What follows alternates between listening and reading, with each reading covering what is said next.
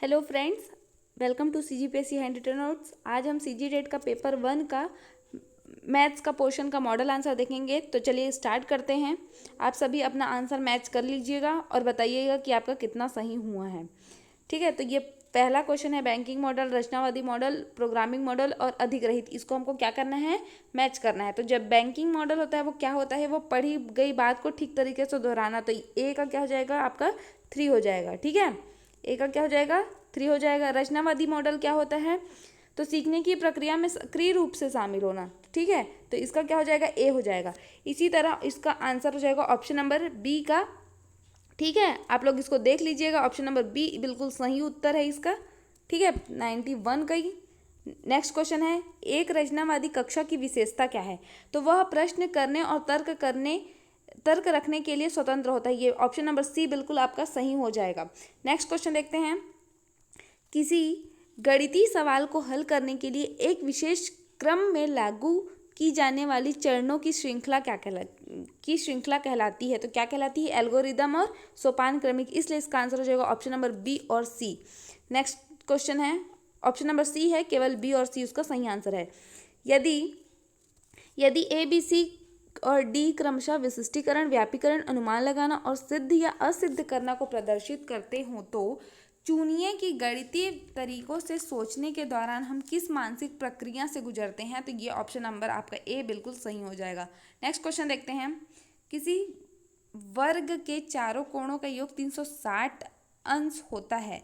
इस कथन का विस्तार करके हम कथन किसी चतुर्भुज के चारों कोणों का योग 360 डिग्री होता है के बारे में सोचते हैं। तो यह किसका उदाहरण, ये व्यापीकीकरण का उदाहरण है। आप ऑप्शन नंबर सी बिल्कुल सही उत्तर होगा। नेक्स्ट क्वेश्चन है, गणितीय प्रश्नों को हल करने से किसी व्यक्ति की निम्नलिखित क्षमताएं बढ़ती हैं। तो क्या क्या क्षमताएं बढ़ती हैं इसके बारे में बताना है। तो देखो, सुनिश्चित रूप से सोचने की क्षमता बढ़ती है, पैटर्नों और संबंधों को ढूंढने की क्षमता बढ़नी है, स्मृति में धारण करने की क्षमता नहीं बढ़ती है, तार्किक रूप और क्रमबद्ध तरीके से सोचने की क्षमता बढ़ती है। तो इसका ऑप्शन नंबर डी बिल्कुल आपका सही हो जाएगा। नेक्स्ट क्वेश्चन है, किन मॉडलों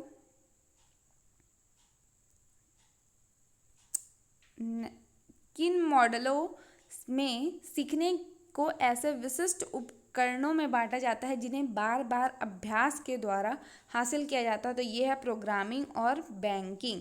नेक्स्ट क्वेश्चन देखते हैं, रचनावादी कक्षा के संदर्भ में आकलन को कैसे देखा जाता है।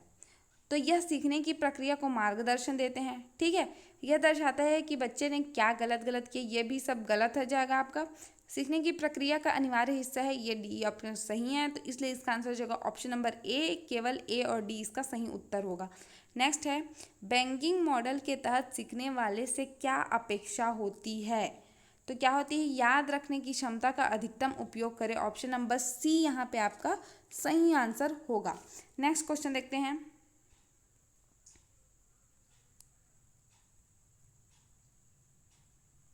ठीक है। नेक्स्ट क्वेश्चन है, जोड़ की अवधारणा सिखाते समय सिद्धांततः किस क्रम में आगे बढ़ना चाहिए। तो ठोस, चित्र, फिर चित्र प्रतीक, फिर संख्या प्रतीक, इस पे हमको आगे बढ़ना चाहिए। ऑप्शन नंबर डी बिल्कुल इसका सही आंसर है।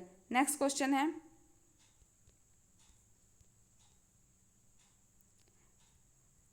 नीचे दिए गए कथनों में से कौन सा सही है ये बताना है हमको। तो देखिए, प्रक्रियात्मक ज्ञान का संबंध किसी सवाल को हल करने की प्रक्रिया जानने से, यह बिल्कुल सही है।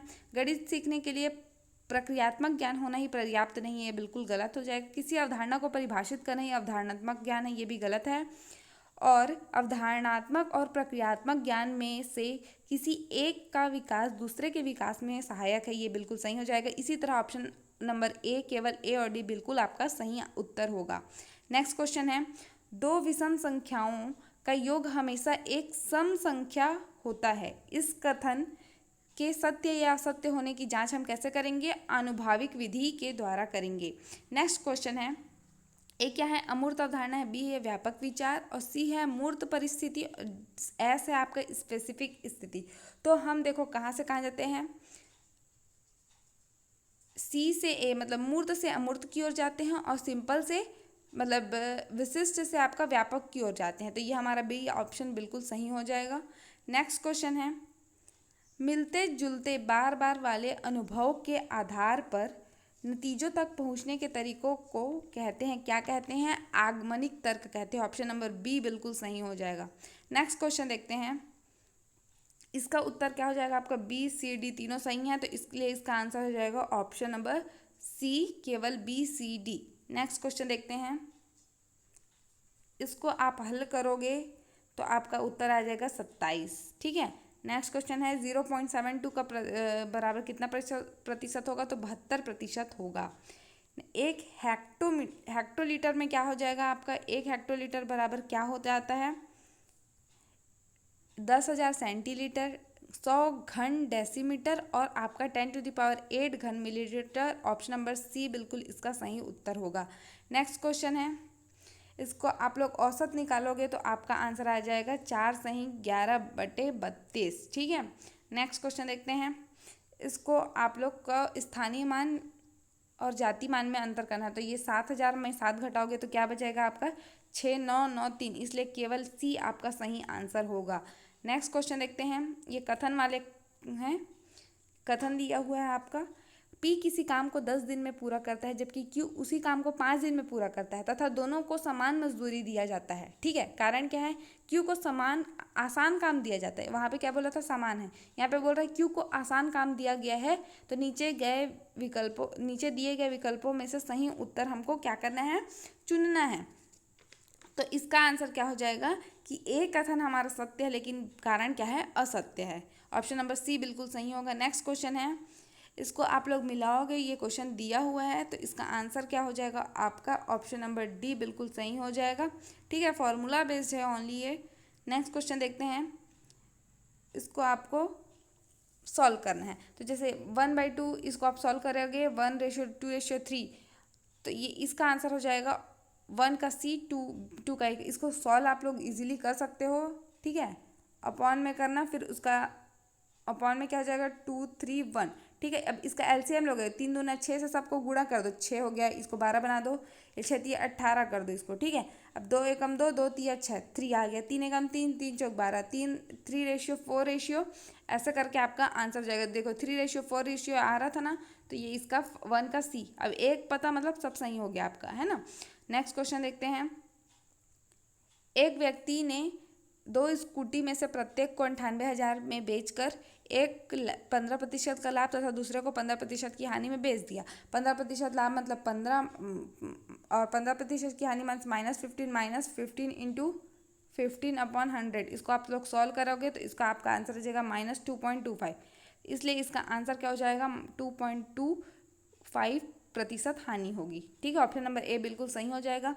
नेक्स्ट क्वेश्चन है। एक घनाभ का आयतन ज्ञात करने के लिए दिए गए निम्न चरणों को व्यवस्थित कीजिए, तो कैसे हम चरण व्यवस्थित करेंगे? इसलिए इसका आंसर हो जाएगा ऑप्शन नंबर ए बिल्कुल सही हो जाएगा।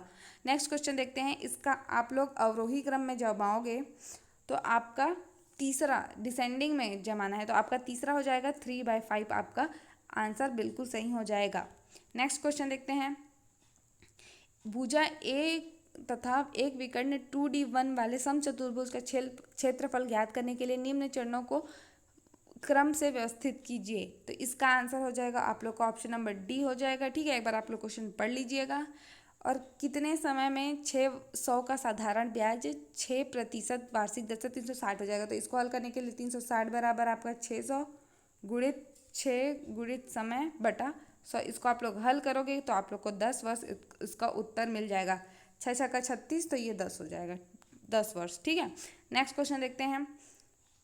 दो संख्याओं ए तथा बी के एचसीएफ और एलसीएम के बीच संबंध होता है। एचसीएफ इंटू एलसीएम बराबर ए गुणा बी होता है ना, एक अंक दूसरा अंक, तो ऑप्शन नंबर सी बिल्कुल सही आंसर है। इसको आप लोग टाइम कैलकुलेटर वाला आप लोग सॉल्व करोगे तो इसका आंसर आपका हो जाएगा डी, या आपका सी इसका सही आंसर है, लेकिन आपका डी में भी मेरे को कन्फ्यूज़न है, तो आप लोग बताइए इसका आप लोग क्या लगा के आए हैं। नेक्स्ट क्वेश्चन देखते हैं। बस इतना ही हमारा कंप्लीट हो गया है क्वेश्चन। अगर आप लोग हमारा शिक्षक भर्ती टेस्ट बैच में ज्वाइन नहीं किया तो आप लोग ज्वाइन कर सकते हैं। ये आपका फीस स्ट्रक्चर है और आप इस दिए गए नंबर पर व्हाट्सअप या कॉल के माध्यम से टेस्ट बैच से रिलेटेड जानकारी प्राप्त कर सकते हैं। वीडियो पसंद आई होगी तो लाइक करें, शेयर करें और चैनल को सब्सक्राइब कर दीजिए। धन्यवाद। बने रहिए, आपको पेपर 2 का पूरा मॉडल आंसर आपको मिल जाएगा।